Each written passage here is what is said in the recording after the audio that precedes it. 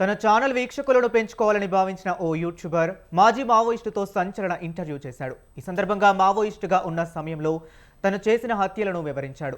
అదే ఆయన కొంపముంచింది. ఆ ఇంటర్వ్యూ చూసిన ఓ వ్యక్తి తన తండ్రి చావుకు కారణమని భావించి మావోయిస్టును దారుణంగా హత్య చేశాడు. రాజన్న సిరిసిల్ల జిల్లాలో ఈ ఘటన చోటు చేసుకుంది.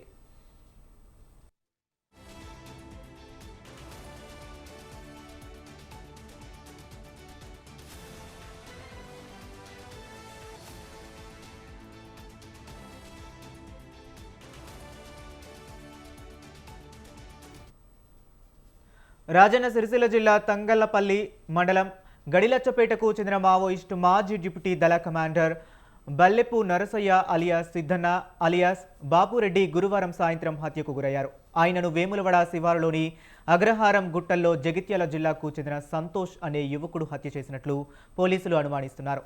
నాటి పీపుల్స్ వార్ పార్టీలో సిద్ధన్నగా పేరుగాంచిన నరసయ్య 10 ఏళ్ల పాటు నక్సల్స్ ఉద్యమంలో పనిచేశారు. సిద్ధన్న 1997 ప్రాంతంలో పీపుల్స్ వార్ పార్టీలో పనిచేశారు. ఇటీవల ఓ యూట్యూబ్ ఛానల్లో సిద్ధన్న ఇంటర్వ్యూ ఇచ్చాడు. ఈ సందర్భంగా జగిత్యాల జిల్లాకు చెందిన ఫలానా వ్యక్తిని పార్టీ నిర్ణయం మేరకు హత్య చేసినట్లు చెప్పారు.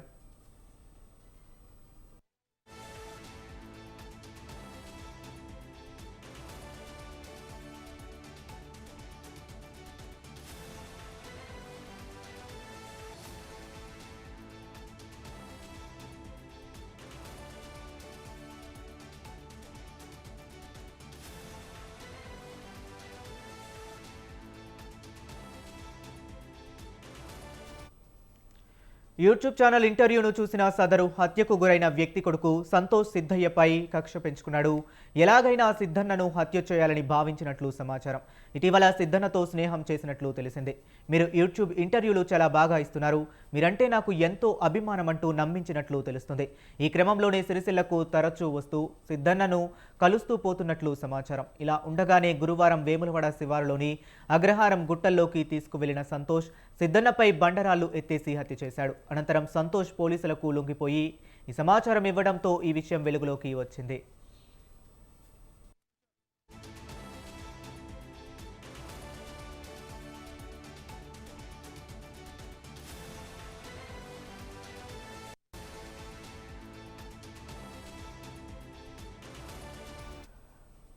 మృతుడు సిద్ధన్నకు 2 భార్యలు పోచవ్వ, ఎల్లవ్వ ఉన్నారు. ప్రస్తుతం సిద్ధన్న బీఆర్ఎస్ పార్టీలో పనిచేస్తున్నాడని తెలుస్తుంది.